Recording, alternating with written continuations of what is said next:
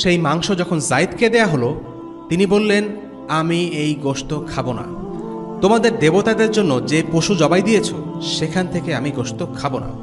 যায়েদ কুরাইশদের লোকদের কাছে গিয়ে তাদের দেবতাদের জন্য পশু বলি দেওয়ার নিন্দা করতেন। তিনি বলতেন, এই সব ভেড়া আল্লাহর সৃষ্টি, তিনিই আকাশ থেকে পানি বর্ষণ করেন, তা থেকে জমিতে ফসল ফলান।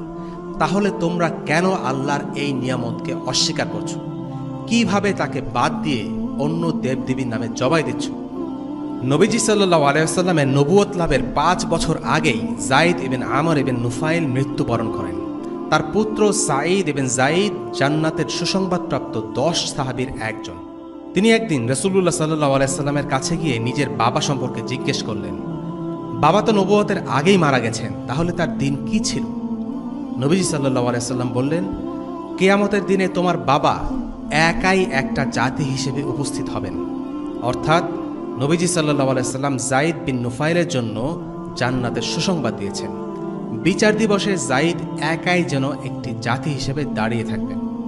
হাসরের ময়দানে লোকেরা বিভিন্ন জাতিতে বিভক্ত থাকবে। প্রত্যেক জাতির সাথে থাকবে সেই জাতির জন্য প্রেরিত নবী ও রাসূল। মুসা আলাইহিসসালাম, ঈসা আলাইহিসসালাম, নূহ আলাইহিসসালাম, ইব্রাহিম আলাইহিসসালাম, মুহাম্মদ সাল্লাল্লাহু আলাইহি ওয়াসাল্লাম প্রত্যেকে তাদের উম্মত সহ উপস্থিত হবেন। কিন্তু যেহেতু যায়েদ বিন নুফাইল কোনো নবীর উম্মতের অংশ ছিলেন না, তাই সেদিন তিনি একাই যেন একটি জাতি। বিচারের দিনে যায়েদ একাকী হয়েও একটি উম্মাহ হিসেবে আল্লাহর সামনে দাঁড়ানোর মর্যাদা পাবেন। আল্লাহ তাকে জান্নাতে দাখিল করবেন, কেননা তিনি সত্য খোঁজার চেষ্টা করেছেন, সত্যকে জানার পর এক আল্লাহর ইবাদত করেছেন, তার পক্ষে যতটা করা সম্ভব ছিল ততটাই করেছেন।